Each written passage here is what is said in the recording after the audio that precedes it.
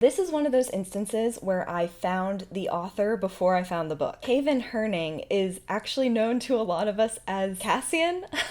It's probably been about 2 years ago. I started seeing her videos all over TikTok where she pretends to be Cassian from the A Court of Thorns and Roses series, and she is excellent at it. To the point that when they were talking about doing the ACOTAR TV show, which we still hope that we will get one day, everyone was talking about their fan cast, and people were like, it doesn't matter, we just need Kaven to be Cassian. Because she just embodies that character so well and in such a funny way. And just generally as a person, she's really funny. And so when I saw that she wrote a book, I really wanted to read it because I love watching some of my favorite book TikTokers end up writing books. Like I loved Assistant to the Villain, really enjoyed Ledge by Stacey McEwen, and now I've read A Forbidden Fate by Kaven. And I also had such a great time with this one. Generally, the vibes are very much romantasy, sort of like a star-crossed lovers situation mixed in with enemies to lovers. There's 3 kingdoms. I'm gonna pronounce them all incorrectly, by the way. But we have Verdania, which is where our main female character is from. And then my brain reads it Belial, like from the Mortal Instruments. That is where our main male character is from, and they are the star-crossed lovers. And then our 3rd kingdom is where a couple of our side characters are from. And they're all royals. They meet as children, and it is an adorable meet cute. They are so cute. Our main male character, Brazen, finds out that our love interest, Idalia, really loves birds when she's visiting from her own kingdom, which is like basically very icy. So her being surrounded by birds and flowers and stuff, she's so cute. It's adorable. And he like leads her through the aviary and calls her little sparrow, and it's adorable. And then it just cuts, and years later, they hate each other. To the point that Brazen has kidnapped Idalia while she's on her way to theoretically marry the prince from the 3rd kingdom named Lachlan. I'm so sorry if I'm butchering these names. But during this kidnapping process, they have to go through like basically the Forbidden Forest where there's magic and all this dangerous stuff happening. Prince Brazen kidnaps her with his little band of thieves that he has. It's very Robin Hood. It's so like, it's really fun. The banter between that friend group I really, really loved. And so once they kidnap her, she is doing everything in her power to escape until she ends up saving the lives of some of these people. And for some reason, Brazen and Idalia cannot touch. We obviously find out later, but you know, if you haven't read the book, I don't want to fully spoil you, but that rule between them, it lends a lot of really strong romantic tension between them. It's wonderful. I feel like this one it's just pure romantasy. If you really enjoy ACOTAR, Powerless, Fourth Wing, things of that nature, you will probably enjoy this book. But I'm now going to be getting into spoilers. So if you have not read the book, it is your time to exit. Goodbye. Read the book, come back, and we can discuss. Okay, I have many a highlighted note on my phone. I really loved the dedication in this one. To every person who screams when Mr. Darcy helps Lizzie onto the carriage and does his infamous hand flex, this one's for you. Cheers. Which is like, it's such perfect timing. I was with some friends last night and we discussed this scene. I hadn't even read the acknowledgements before, right before now. I feel like it just goes to show how much of an impact that scene has made on fandoms across the board. So we start off the book with Idalia going to a meeting with her father, and she's like, my father never ever wants to call a meeting with her. When he does, he says that Lachlan, one of the royal friends from when she was young, his wife has died, and he's like, this is wonderful news. Apparently, like all 3 of the kingdoms have like these strained relationships, but Lachlan's kingdom is sort of the most Switzerland of the 3. And her father is like, well, now that his wife is dead, you can go marry Lachlan. She doesn't necessarily want to. It's like Lachlan's like the friend, you know, like she has never really viewed him that way, and she's like, mostly that marriage will be a marriage of like political alliance for them. Her country has been struggling forever. Like most of the people are dealing with lack of resources, starvation, stuff like that, because they're in this like Arctic area, and to trade they would need to go through Belial's, which is like their main enemy, or go through this like scary Forbidden Forest thing where people really struggle to get through. And so they've been basically barely managing, and this is hopefully going to be their saving grace for the entire country. Cut to Brazen. So he's with his band of thieves, and they're going to be overtaking a carriage that is carrying Idalia to her new husband. When they do, it's such a like, I don't know, they're a found family, so even as they're doing this like crazy stunt and killing people, they're like joking the whole time and stuff like that. They manage to pull it off. Out tumbles Idalia, and she looks at Brazen and she was like, if you touch me, I will kill you. And then he says, what we later find out is like a huge part of their curse is touch you and it will kill us both, because they've been basically cursed that if they touch touch, they will kill not only both of them, but every single person in both of their kingdoms. And at first she didn't recognize Brazen, but obviously when he says that, it's like clear who he is. And he says, "That's right, little sparrow, the man you almost married. Have you missed me?" And I was like, the man you almost what?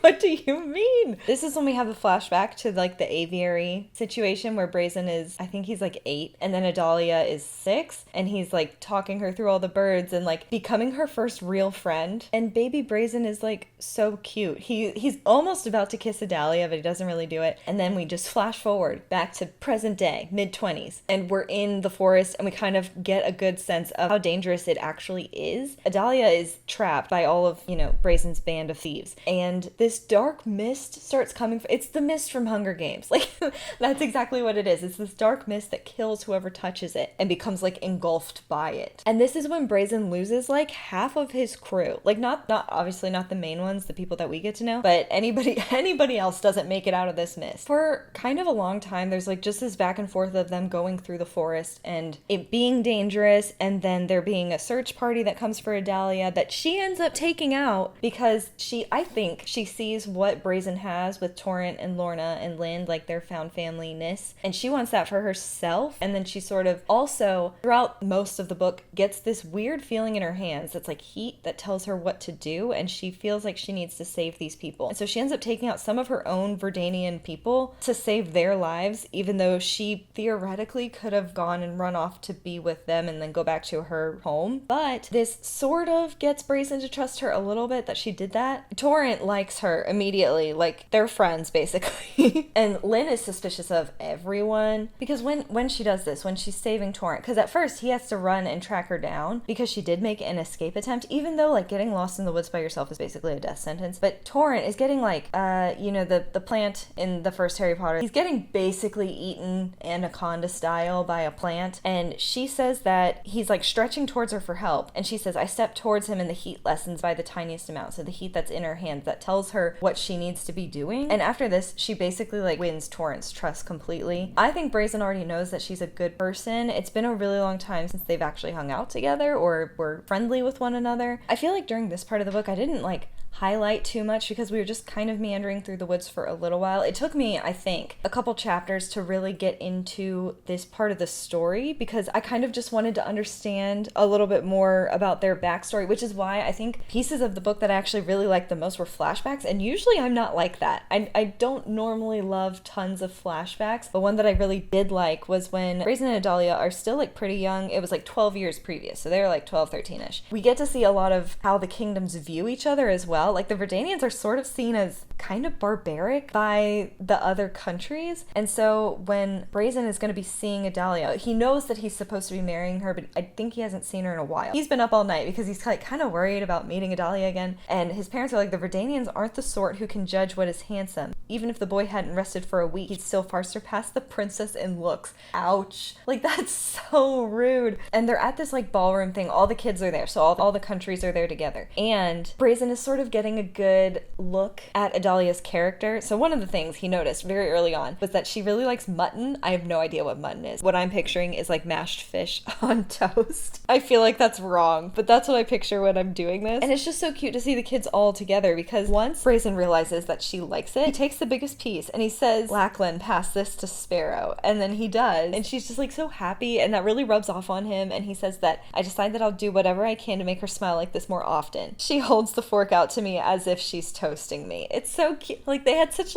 cute little moments. And then at one point somebody's like picking on the Verdanians or something like that, and then Idalia punches 2 boys in the face or something like that. I feel like I liked that scene too because Idalia was raised to fight, and I think Brazen really likes that about her, like that she has a bit of an edge to her. Then we snap back to modern day after Idalia has stood up for someone again, but in present day, and saved Torrent, and it's Lynn asking why would you help them instead of escaping? It doesn't make any sense. And she's trying to explain without being like, the palms of my hands heat up when I'm doing something that I shouldn't be doing, and it like pushes her in the right direction. And she's trying to get through an excuse when Nuri shows up, and she's asking like the real question is why Verdanians and Belialians, I cannot say that word, are traveling together. And she ends up taking, this is I feel like when the story really picked up for me, because she ends up taking them to what I picture is a magical village. And because Nuri is trying to even convince them that magic exists, because a lot of these people don't spend a lot of time in the Forbidden Forest, they, I think, to an extent. They either just believe that it's a dangerous place to be, or they believe the gods are in there and they will like punish you or something for being in there too long. I didn't fully catch that, but Nuri says God's magic, who's to say they're not the same thing? And Idalia thinks like, okay, yeah, like this dark mist that we came across, you know, like that could have been dark magic, and that would mean that someone was wielding it against them, and she's wondering why. And Nuri says like, if you want to be safe in the middle of the woods and like kind of recoup after being chased by dark mist and all of this scary stuff, she takes them to Idalia, which is basically a smaller, I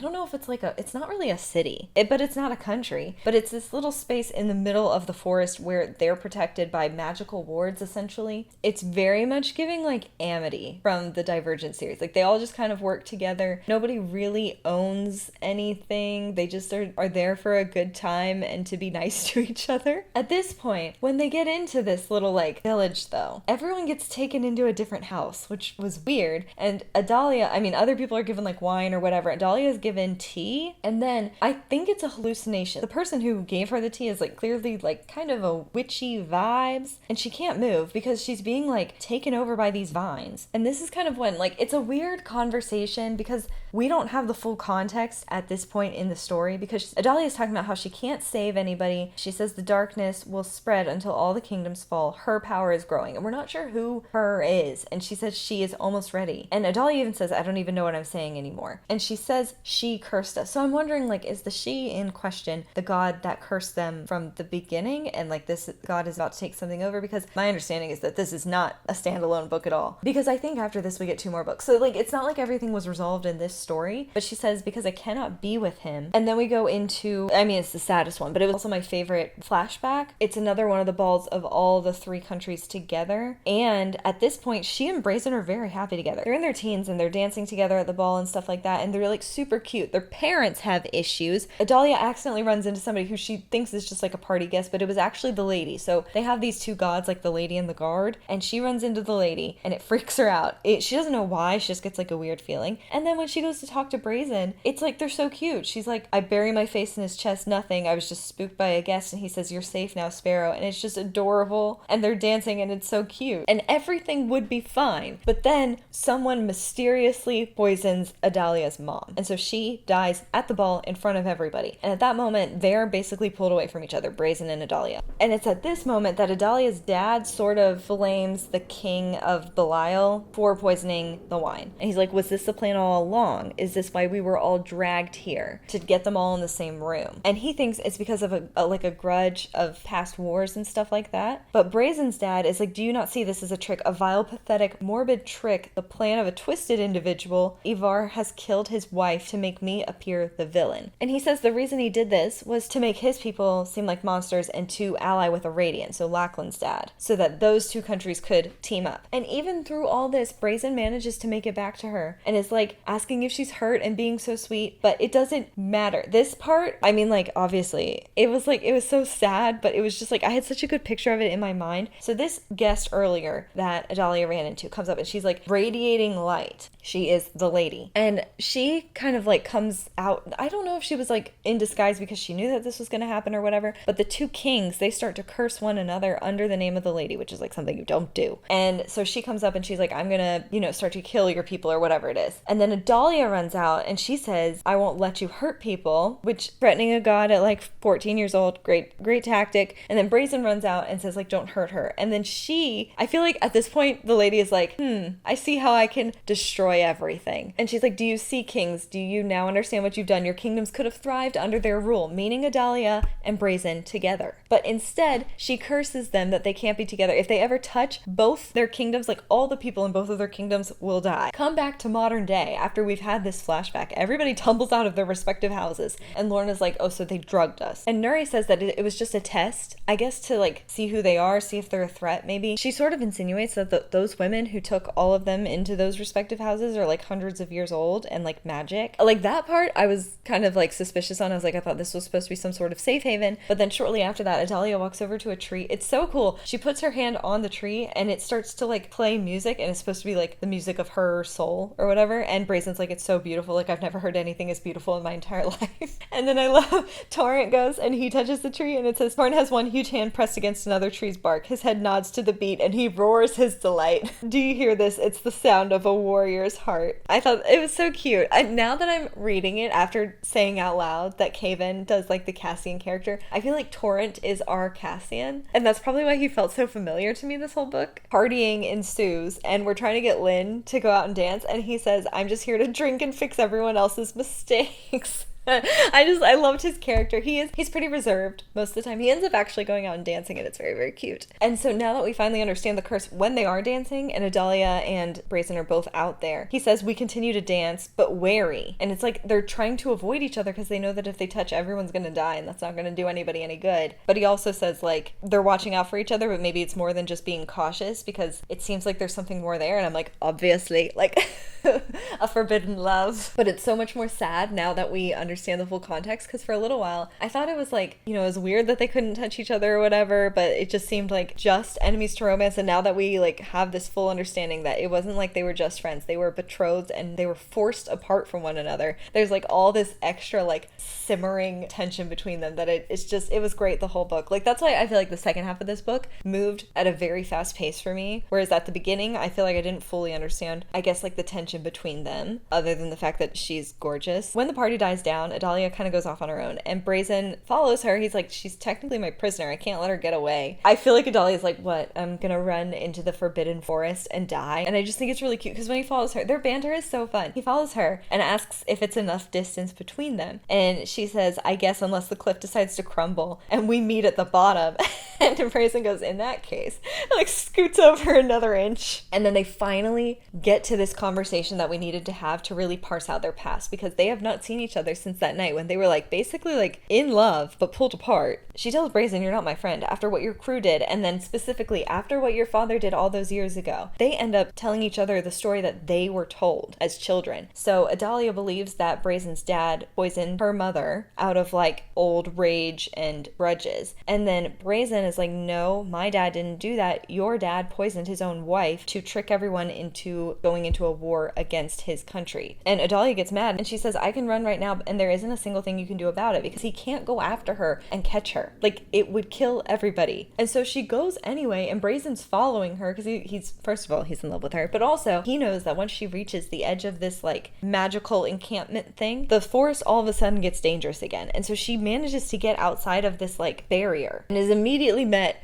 with this massive wolf thing, and it like kind of strikes her down, like not actually hurts her really, but like strikes her down, and Brazen throws a dagger. It's so interesting having to watch them fight and work together, because you don't realize how much you would need to touch to be able to do those things. And so when he takes, I think it's like a dire wolf or something, he takes it out for like a second, and Brazen's like just yelling at her, he's like, you have to get up, I can't carry you. And then we hear the rest of Idalia's story, that all the people who were at the ball from her country are like fleeing the ballroom, and her dad made her sit in a carriage for like 2 days with her mom's dead body. And she says that her dad spoke to the corpse for most of the trip, talking about how he was going to avenge her. And Idalia even says, like, you know, like after the ride being that long, like the smell of decomposing flesh, like it is truly things of nightmare. And it's so sad because Idalia says that she's never gone to the grave, because if she does, she has to go outside the palace walls where people are constantly starving and dying. And she's like, once I start mourning, I don't think I'll ever stop. And it was really deeply upsetting. And she didn't really plan to tell Brazen all of this. And it's so sad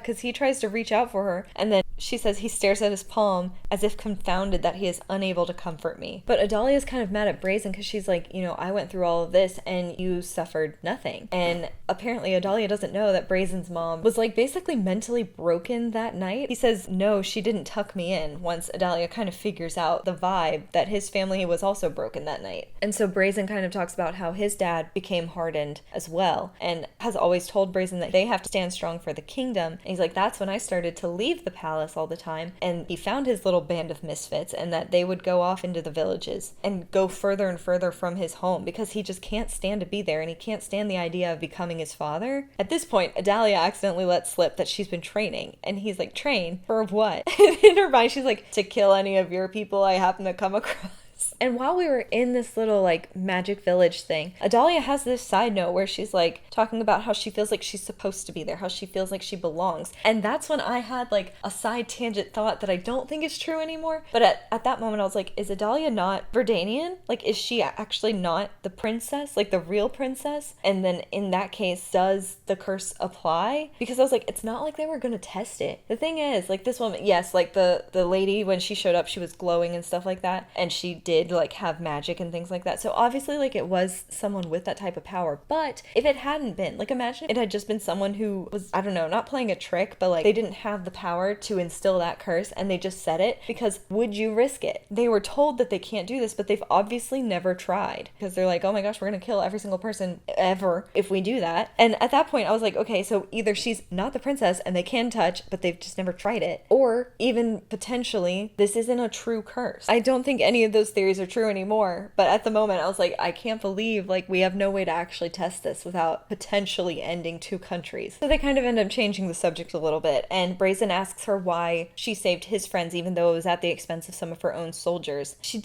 like, I wish I could tell you. At this point she's drinking heavily, so she's like, do not spill any of these secrets, Idalia, like keep it locked in. She also doesn't want to explain the force that she feels, like the heat in her palms and stuff like that, because she's like, how do I explain this? That I have to do as it demands, or it becomes like extremely painful. So we get this side note about like, I assume our main antagonist growing, because Nuri says that the Hera siphon the force magic to do good, to protect it. The ones who wield magic in this way are the holders of light. But as I told you before, there are those who seek to disturb the network. They're called the others, or the keepers of the dark. So we have a light and dark back and forth going on. They're the followers of the dreaded. And so is the dreaded like maybe one of their gods or something like that? I feel like I didn't fully catch all of this stuff, but it comes out that the reason that the mist was sent after them and that there's been these creatures and stuff like that is because they want Idalia. And Nuri says that they want Idalia for power, even though no one else really knows the level of power that she has. And I don't even think that Idalia knows it. But Nuri's like, that's why your dad wants her. And it's at that moment that Idalia kind of like turns to Brazen and she's like, what? Like, you're taking me to your dad? Because she didn't fully understand why she was kidnapped yet. And then Nuri turns to Brazen and is like, oh, well, you have other things to share, because the Manea, it's like one of the witches that took them and gave them that drink so that they'd have hallucinations. What was revealed to you when you were under that spell? Have you told your friends their fates? Have you told which one's gonna die serving you? Which is scary. And he hasn't. And I don't actually think we hear it in his inner monologue either. Maybe because he's in such denial. And then Nuri says something cryptic about Idalia being the key to the end. And I'm like, could we please get a little less vague? Like, this girl speaks in such riddles. It was kind of frustrating because I wanted to really like her character, but I was like, if you could please give us some like just straight up answers, that would be awesome. Idalia gets like this vision of the past. Theoretically, they're her ancestors. I thought that they were her parents for a really long time, but I think it goes back further than that, of a prince of Verdana going through the forest and then a woman who was a Highland. So that's why Idalia is called a Highland queen. Saves the prince, Novak, and he is like on his way to one of the other countries. I don't really remember that part, but he says that she's always going to have a place in his house, and it's kind of insinuated that they're going to get married later, and that is how, you know, Idalia's magic comes into the Verdanian line. And the reason she was able to see this was because she's also a Manea, because this is like the second time she's been given tea to like kind of have these hallucinations, and the woman who gives it to her, she's like, I can't send you back myself. A Manea cannot send anyone back but themselves. And so she's like, you needed my energy to use your own Manea energy, which is, I just think it's kind of like a prophetess that can see into the past maybe. But she says, you dear are a natural. How many memories did you see? And in total, Idalia saw 4 memories of like her past ancestors. And so it also seems like she has some sort of light magic, which would make sense with her character, it seems like. But she asks this woman, she says, Nuri said that the others are after me, like why are they after me? And the Manea says that they're trying to snuff out all light magic basically, and they know that yours burns too brightly. Now this is before she's even used any magic, so it's hard to tell like how, I guess, if they can just sense it or something like that. And then we get this kind of last ominous mention from the Manea where she's like, the great darkness is in your blood, Idalia. Should you choose to face your fate, you will not survive it. However, should you choose to ignore your fate, the world will be swallowed whole and all light shall pass away. I'm like, great, either way it sounds like we're dying. It's at this point that Brazen has decided to not take Idalia to his father, and that he's gonna take her to Aradian so she can marry Lachlan the way that she was originally going to go. Brazen tells his like crew to not come with him because it's too dangerous, because all those like creatures of the dark or whatever, the others, are coming after after Idalia and he doesn't want them in their way. But it doesn't matter because Lorna and Lynn follow along and realize that Idalia escaped and they manage to capture her. I feel like Idalia is growing on Lorna, even though Lorna will never admit it, because she's like, Idalia, I really want to like you, but seriously, jumping from a moving carriage? And Idalia was trying to escape because she didn't realize that Brazen was already taking her to Lachlan. Communicate, maybe? And Lorna says, we're headed to the Iradian border now. In a few days, you'll be married and like we'll be gone. And she doesn't necessarily agree with Brazen doing that, but she's like, it's impossible to persuade Brazen to do anything else once he's got his mind set on something. So they're just kind of along for the ride. It was so funny. There was one night they're on their way, but it's nighttime and they need to rest and it's going to be freezing and they can't start a fire because they're worried about attracting the others and having to face down, whatever creatures come next. And so they decide that night they're going to stay warm with body heat. And I thought it was so funny. They're getting ready for bed and Brazen says, Torrent, that can't possibly be all you wear. Torrent stands before us in nothing but a brown loincloth. It was so funny. The way he was reacting fit his character so well. He's like, yeah, I'm gonna go run now to warm myself up so we can keep you warm. It was so funny. But it doesn't matter that they didn't make the fire because that night the others find them anyway. And they almost managed to get Idalia. So Lorna and Lynn were on either side of her and they got snatched to the side. She was so close to being taken. And this is when everything basically goes horribly. So the dire wolf is back and it's trying to kill Idalia, but then Brazen gets in the way and gets his arm almost chomped off. Their carriage goes sideways. It lands on Lorna. Lynn and Torrent come up and they're like, Brazen, take Idalia out of here. We'll handle the situation. They literally have to run past Lorna, who's stuck under this carriage, to get her out of there in time. But also, I missed, back when they were fighting the dire wolf, Brazen just the weirdest thing. He says that he's worried that they're about to die, him and Idalia, and he says he reaches out his hand. If we die here, die now. I will not have her pass alone. He's gonna touch her. He's like, I will die with her skin on mine. And I was like, first of all, I get that you're in love. If both of y'all are gonna die and you decide to do that, you're gonna take every other person in your countries out with you. That seems a little not worth it.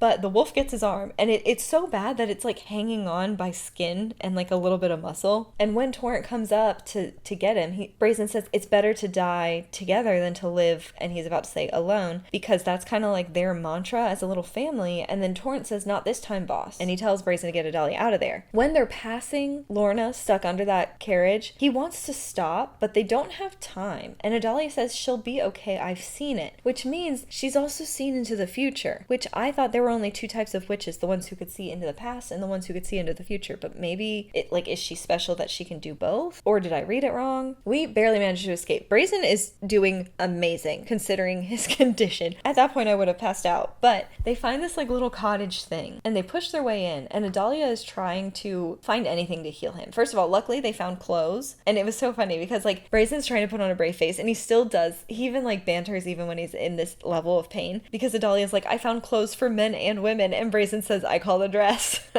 Idalia's we can't leave yet, I need to find something for your arm. And Brazen is very casual about the fact that he might lose his arm, and while she's searching for things and they're kind of talking back and forth a little bit, she turns around and Brazen's slumped in his chair, basically almost dead, and then her hands start to hurt again with that heat, and she says she can hear the Mania speaking to her. There's a reason for that feeling inside of you, the one that calls out desperate for your attention, your obedience. And so it's trying to lead her, and she kind of finally has this moment where she listens to the power and it's talking her to reach out, and she can't touch him obviously, but as she's doing it, warm heat healing power comes out of her golden. It really felt Tangled. And while she's doing this, Brazen comes to him. He's like, how are you doing this? And she's like, I don't know. And it completely heals his arm. And Brazen fully thought he was dying. He was like, I saw this golden light. I thought it was the lady coming to take me to the Great Lands, which is their afterlife. He's like, but it was you. Amazing. And then it's kind of really sad. He's like, I wish I were magic. And I'm like, I bet you are. I bet in later books we're gonna find out that you have some magical powers too. One of my favorite scenes of the whole book was when they're trying to get into Iradian and they come across this guy who's kind of a guard, but a weird one. Idalia's like, I'm Princess Idalia, I need to go see King Lachlan. And he thinks she's joking. I mean, she is covered in dirt and doesn't have a carriage or anything like that. And he's like, that's a good one, Princess Idalia. And he's like, who are you? Turning to Brazen, and Brazen's like, Prince Brazen of Belial's. And the guy's like, that's brilliant. And he just thinks it's a joke the whole time. time, and it was really funny. They do actually get into a bit of a fight, and Idalia thinks it's hilarious. She's like, is this how men fight? This is so stupid. Fine, go ahead and fight. I'll be over here waiting for the victor. While they're fighting, they're also fighting about music, because this guard is also apparently, theoretically, a good singer, and he says, I can tell with just one look who's got the gift, and I'm telling you right now, Prince Man, you don't got it.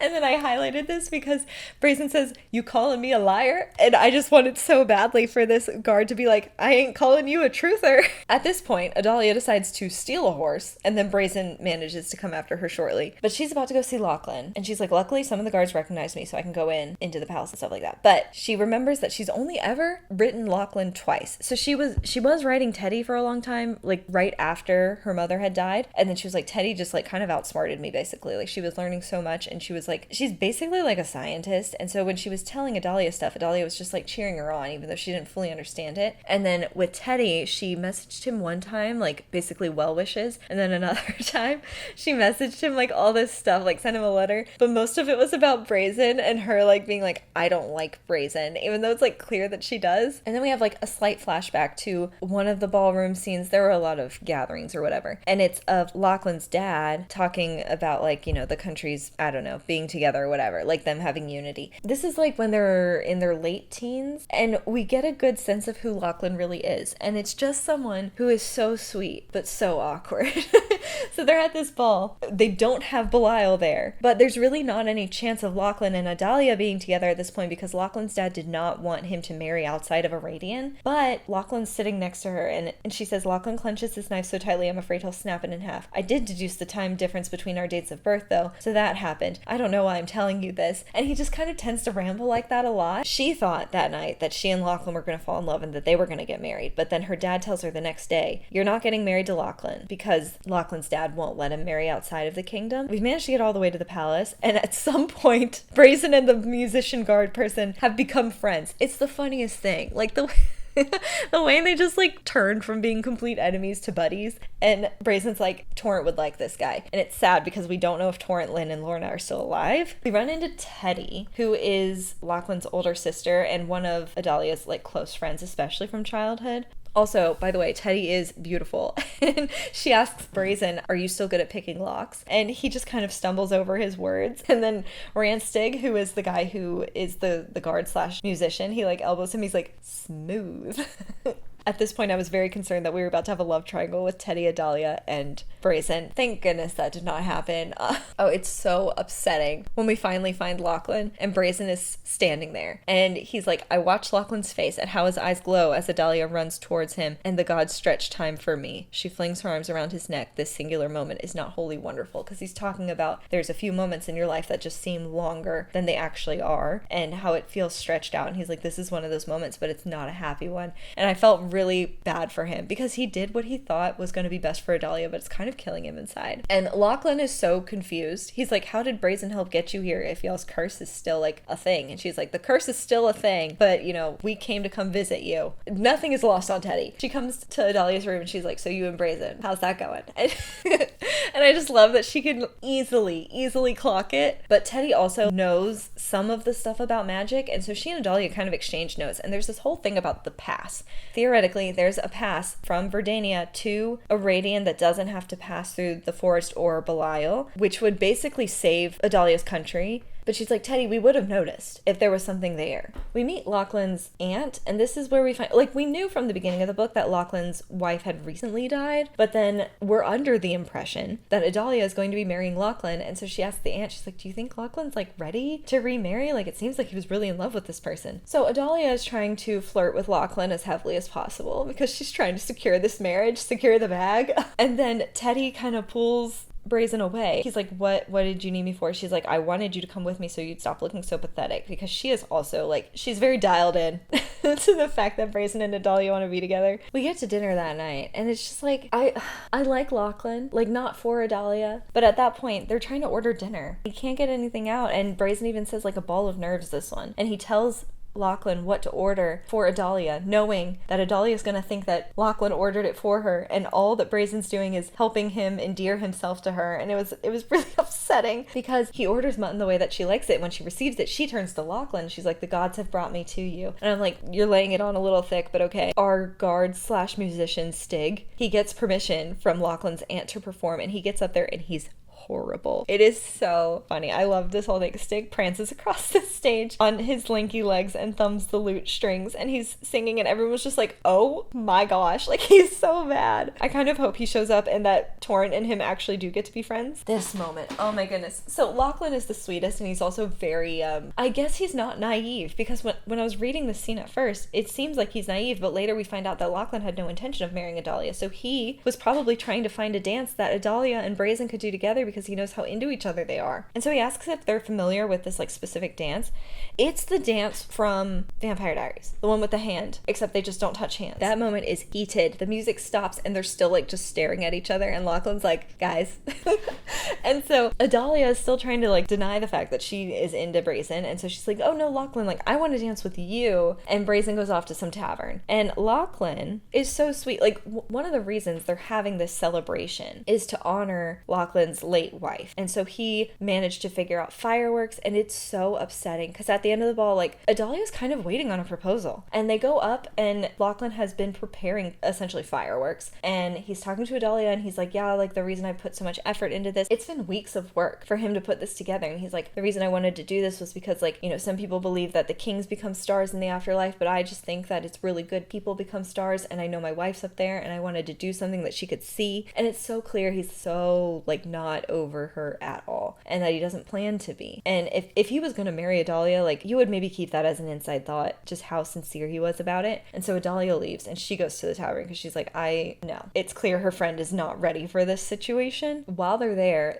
for some reason the barkeep is not serving Idalia like whatsoever, and so she's like, Brazen, you're a thief, help me steal some alcohol. And so they go down into like the cellar area, and Idalia says something along the lines of like, I want whatever Torrent would want, and she's kind of talking about him in the past tense, and we're not sure that they're dead, and that kind of really rubs Brazen the wrong way, probably because he secretly thinks they are dead, but he's not really ready to confront that idea. And he kind of gets mad at Idalia. He's like, they're not your friends, like they're my friends, they're my family, like how dare you speak of them in this way. And he's also mad at her because she's going to be marrying Lachlan, which is not her fault, and it turns out not actually what was intended. But while they're doing this, Brazen is still finding like the alcohol that Tor would have drank, and he keeps telling Idalia that he's fine, and she's like, it's okay if you're not fine, and he's like fighting against it and stuff like this, and they kind of both just like full send argue. And at this point she's trying to say the words that her mom had died because of Brazen's dad, but she can't get it out, and there's like this heat in her throat the same way that it is in her palms when she's supposed to be doing something. She's like, why does the magic not want me to say this? Because it's not true. At least at this point I am fully convinced that it was Idalia's dad who killed the wife. They end up wrapping back around to Torrent, and Idalia gets some of the alcohol that Brazen has picked out, and she's like, you're right, Torrent would have loved that. And he gets so mad. He tells her to get out. But I think a huge part of this is their like pent up attraction towards one another, because this moment gets so heated, and I was like, they're actually gonna kiss. They're gonna do it and destroy the world, or figure out that this curse is fake. And it's so sad because after this, Idalia's like, I need to get back to Teddy and Lachlan, and Brazen's like, yeah, sure, whatever. Brazen goes back to talk to Lachlan, and Lachlan says something that kind of like tips us the wrong way. We're like, what? And Lachlan's like, what do you mean she's moving in? What do you mean Idalia's gonna be moving in? And Brazen's like,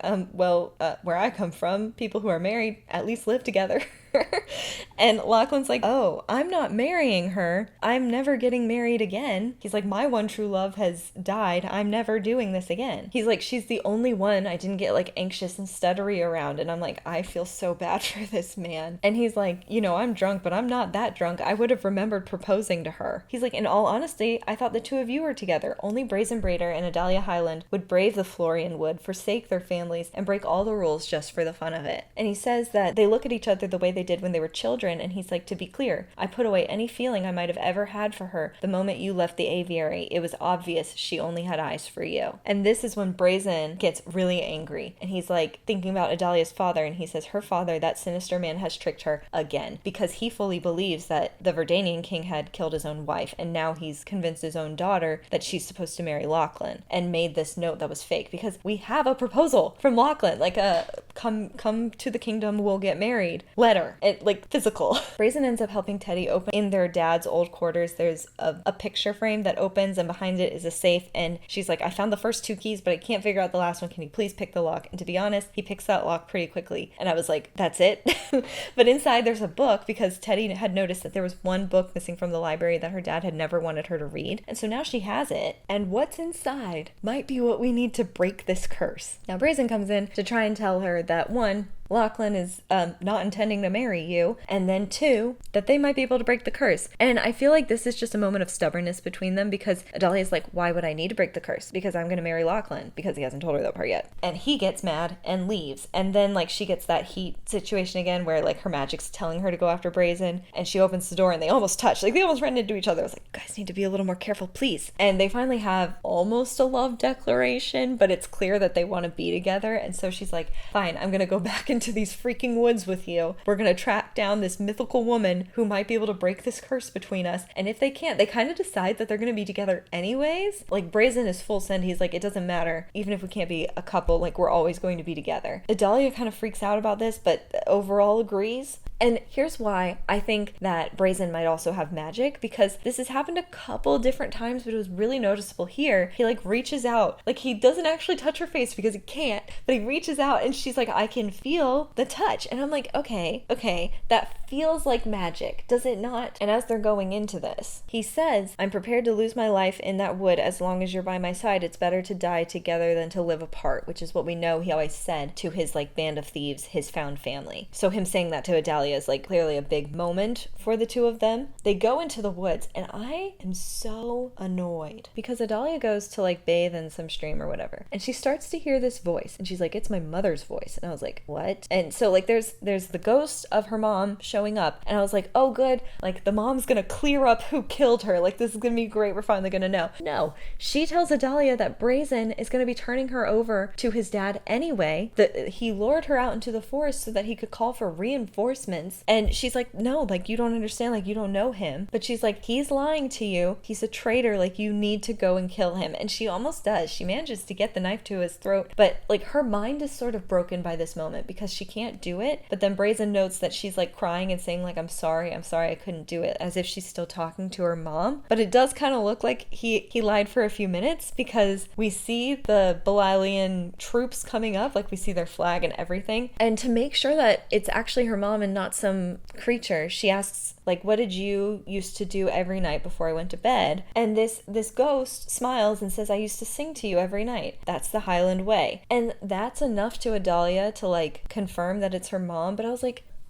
how many options are there? A child, before they're gonna go to sleep, you either read them a story or sang to them or, like, tucked them in. You had, like, a 33% chance of getting that answer right if you're a ghost. And there's a good chance that they can just read your mind anyway. So I was like, I feel like that's not proof. And then these guards show up, and Brazen is trying to fight them off. And he's like, Idalia, a little help, please. But she's, like, absolutely lost her mind at this point. And so it turns out, I feel like the guards, like, Brazen's father's, like, soldiers, they don't respect Brazen at all. They won't follow any of his orders. Like, they're like, get out of the way, not this again. Like, this girl, we're taking her. It doesn't matter what you say. And they leave him in the forest. They're like, if you can make your way back, Prince, then that proves you deserve to, you know, be part of our leadership, because they're totally over him at this point. And so finally Idalia kind of, like, it gets to her that she's like, oh, he was trying to fight these people for me, but it doesn't matter because she's in captivity now, and Brazen is he gets knocked out in the forest and wakes up alone. It's really sad because Idalia doesn't try and fight back, and Brazen's like, the woods have gotten to her and it's all my fault. And I'm like, it's not all your fault. These woods are insane. And then when he comes to, he's having a really hard time because, like, he really misses his friends. It's really upsetting. And then he says that they died for him, and he's like, died so I could save Idalia and take her away from this cursed darkness, and I failed. I couldn't even protect her from my own men. And I'm like,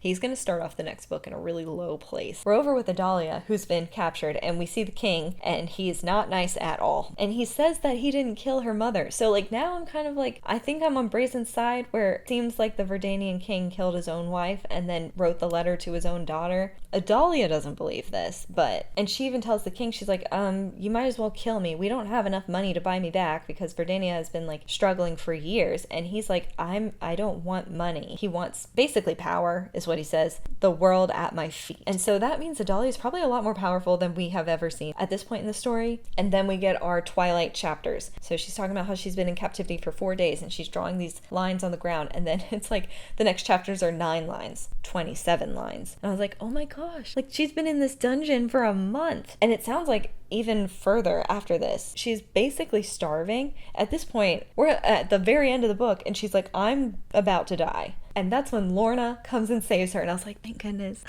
Thank goodness. Torrent is there. I'm just like, finally. They've come to save her independently because they're saying that Nuri last saw Brazen in the woods screaming her name. And she's like, and then after that, we just can't see him anymore, which could very well mean that he's dead. And then Torrent, ever the positive one, is like, so that means that it's now his turn to be saved. Are you coming with? And she's like, obviously. And that's the end of the book. Even though I think Idalia's gonna have some issues after being imprisoned and starved for so long, so we'll see how that goes. And then in the acknowledgements, so I'm wondering if this is one of those like book series where it's, you know, we follow an individual couple in each of the books, but they all interconnect, because at the end, Kaven puts, thanks to all my characters for bringing this story to life, but especially Torrent. He's going to have so much fun in the next book. And I was like, okay, so is the next book a Torrent book? Or is this just like a side note because she feels connected to that character specifically? I don't really know. But I had a really good time with this book. I read it over a course of a really long period of time. I'm hoping in the next book at the very beginning we get a good like solid recap of everything so that I can kind of connect some of the dots, because little bits of the magic and the background as far as the others go didn't always make sense to me. But that's more on me for not like actually sitting down and reading the book over a reasonable amount of time. Would love to hear your favorite scenes. My favorite scenes I think were actually the flashbacks. I feel like there was so much personality in them when they were like little kids, and getting to see them interact with one another was super cute before everything got really sad.